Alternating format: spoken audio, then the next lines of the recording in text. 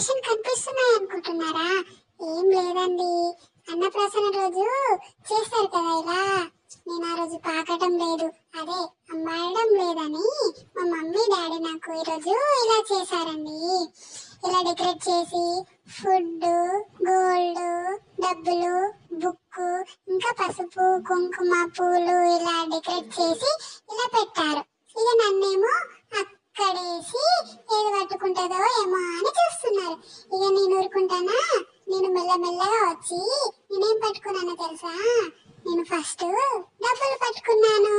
ఇక మెల్లగా తర్వాత ఒకదానికి ఇంకొకటి, ఫస్ట్ తర్వాత పసుపు కుంకుమ పట్టుకున్నాను, పూలు, తర్వాత బుక్ పెన్ను పట్టుకున్నా, తర్వాత మళ్ళా ఇటు సైడ్కి వచ్చి ఇటు గోల్డ్ పట్టుకున్నా, మళ్ళా తర్వాత లాస్ట్ కి ఫుడ్ పట్టుకున్నా. మరి మీరేం పట్టుకున్నారో కింద కామెంట్ చేయండి, ఓకేనా? ఇక్కడ ఈ చైనా ఎట్లుంటుందో ఏమో అని చూస్తున్నా. కొంచెం పెద్దగా అవుతుందని ఇక పక్కన పెట్టేసి పక్కనున్న బెల్లమన్నం దగ్గరికి పోయినా.